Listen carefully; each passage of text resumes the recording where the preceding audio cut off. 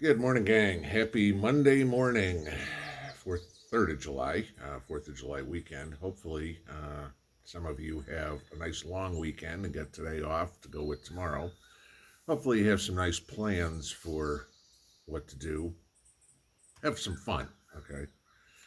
Enjoy our independence, our freedom, because as we've all said before, it could be the last one.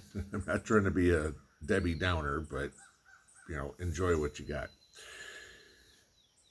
As I sit here on the front porch this morning, I kind of came out this morning, let the dogs out, and looked at the sky, and it's very gray here, as it's been for a lot of us lately. Which I'm not complaining. I can use the rain. Some of you guys are begging for it. If you notice this year, we've had some very different weather across the country. Some of us are in massive droughts. Other of us think Noah's coming. It brings up a good subject, and North Alabama Hiking sent me an email overnight that I thought was worth talking about this morning. And it goes into protection. Okay? And I'm not talking about getting your AR-15 and protecting yourself from bad guys or anything like that. I'm talking about the very bare bones basics of prepping. And that is having a plan, having backups to backups, having alternative ideas, and solving problems before they become one. Okay? What North Alabama's Hiking's question was about is about all these storms and how they've trashed gardens. A lot of you guys know that. A lot of you guys having the drought have trashed the gardens. And that's a lot of your food.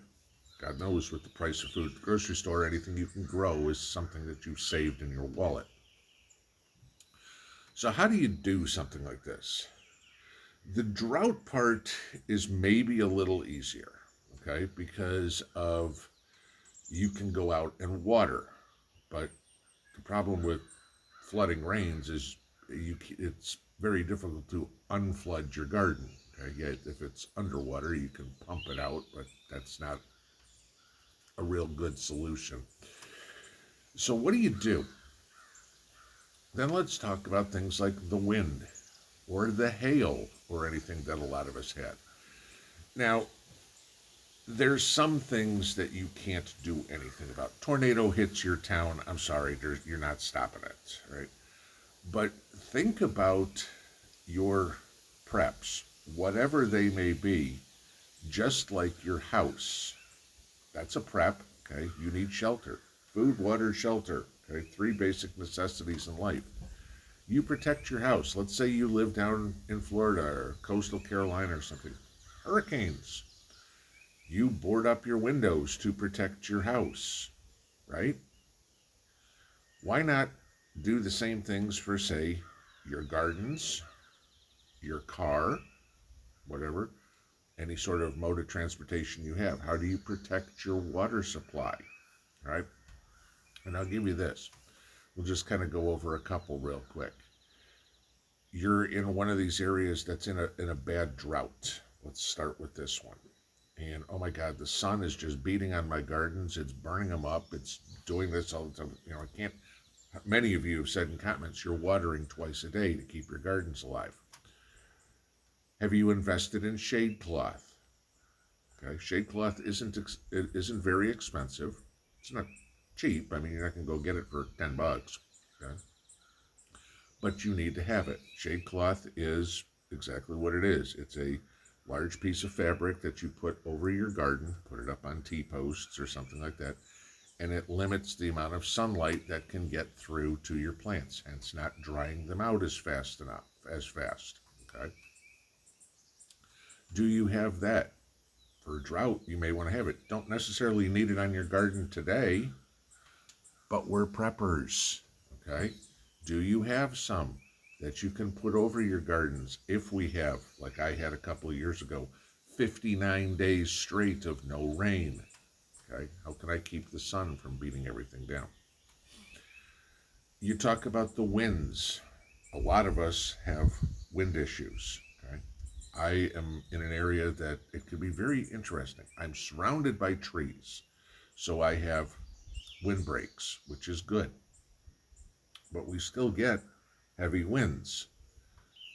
Do you even know what the predominant direction that the winds come for you? The lake is to the west of me. The majority of my winds come from the west. The majority of most of your winds are going to come from either the west, the southwest, or the northwest. Okay, just weather travels for the most part west to east. Not always. Do you have something to use as a wind block? This is as simple as a couple of sheets of plywood and putting it up on, in my case, the west side of my garden to keep the wind from blowing over my corn or what anything. It brings into another point where I see all these people with gardens. They like to use the string trellis. You know, you run a piece of PVC and then you tie string up to it and trellis your cucumbers or your tomatoes up the string. Yeah, it works in perfect weather, okay, because a string is still very pliable and it'll go all over the place. They'll snap.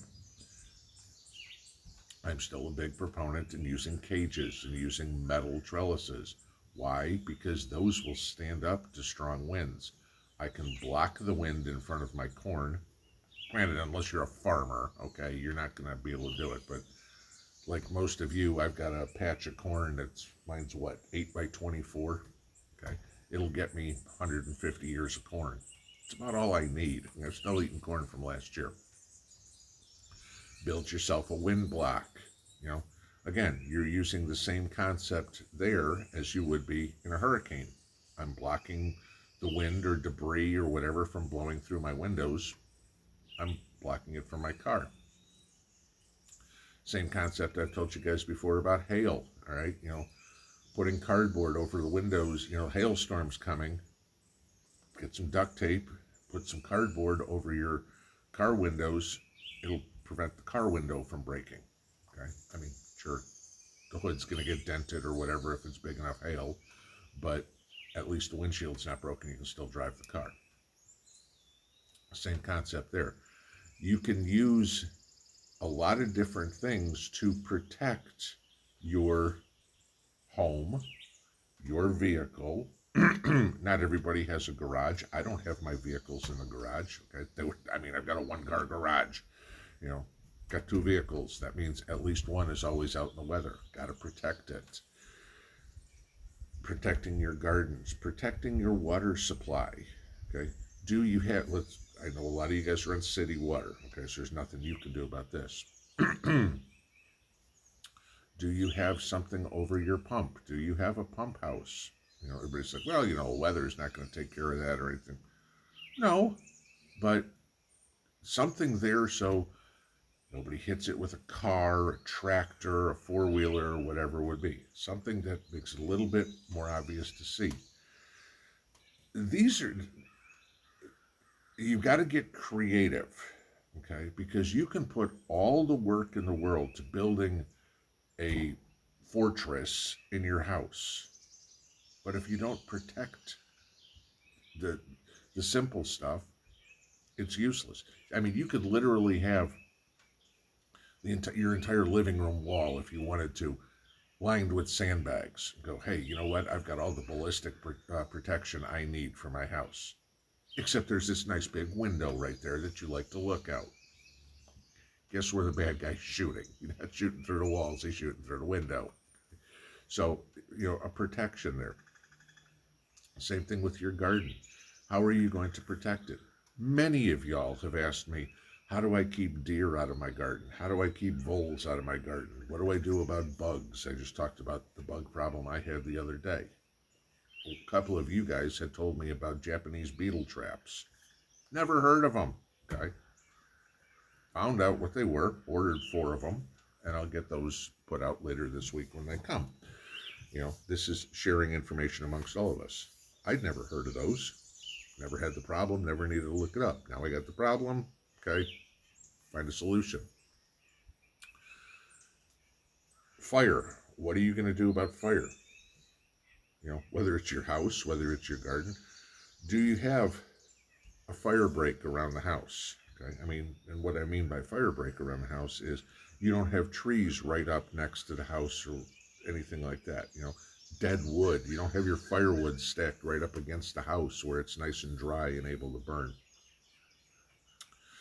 Again, we talk about the winds and the storms. All this rain we're getting, I don't worry about the wind blowing over a tree, breaking a tree. I worry about the saturation of the ground and the tree fall, the entire root ball coming out. Are the trees around your house far enough from your house that if they fall, they are going to fall away from the house? I mean, either downhill, okay, 'cause most of the time trees aren't going to fall uphill, most of the time, okay, and you don't want them to land on your house. In an SHTF scenario, tree falls on your house is done. It's not like you call up the insurance company and say, hey, I need somebody to come tarp the roof and start repairing my house, because there ain't going to be one. That's going to be you, and good luck getting the materials to do it. The protection of your assets, everything, your food supply. You protect your animals, right? Okay, you've got cows. Chances are you've got a donkey out in the field. Okay, you've got chickens or whatever, you've got them fenced in so predators can't come get them, or rabbits or anything like that. You've got that taken care of. You got to take it a step down. We can't jump from kindergarten to senior in high school. We've got to go through all the parts in between and go, okay, if I build it, how am I going to protect it? How am I going to make sure it's productive? How is it going to be as productive as possible, as safe as possible, and do what I expect it to do? Is it perfect? No. There's some things that you just can't do. Look at the Dust Bowl, the Okies back at the Great Depression. I mean, that was terrible.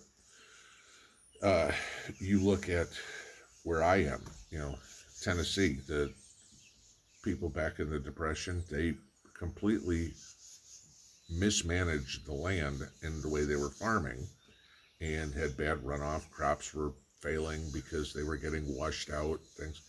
And this is where TVA came in, and the lakes and the dams and everything, and anybody that knows the story of here knows what I'm talking about. If you don't, go watch Donnie Laws. He'll tell you some good stories. Just go look up TVA and find an old black and white movie and see how this place grew. But how TVA was created, and you had